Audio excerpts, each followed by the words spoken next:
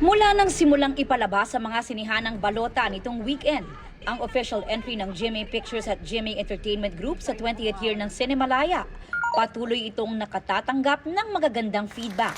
Kabilang sa pinag-uusapan ang kakaibang pagganap ni Kapuso primetime queen Marian Rivera bilang si Teacher Emmy. Di pa rin ako mawawala ng pag-asa.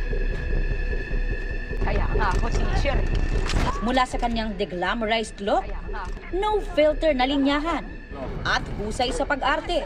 Dito lang ako.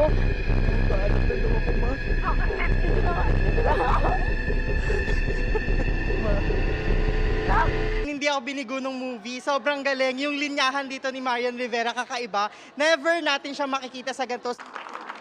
Pinalakpakan ang pelikula sa gala premiere na dinaluhan ni Marian kasama ang cast members.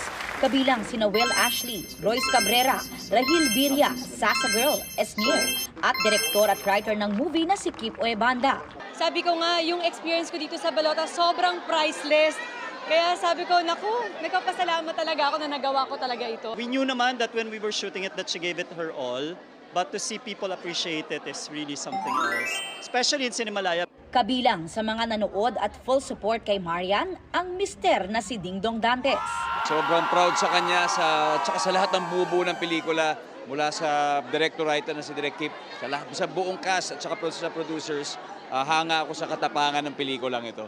Napakagandang regalo nga raw ng pelikula para kay Marian ahead of her 40th birthday sa August 12. Until August 11, mapapanood ang balota sa Piling Ayala Cinemas. Aubrey Carampel, updated sa showbiz happenings.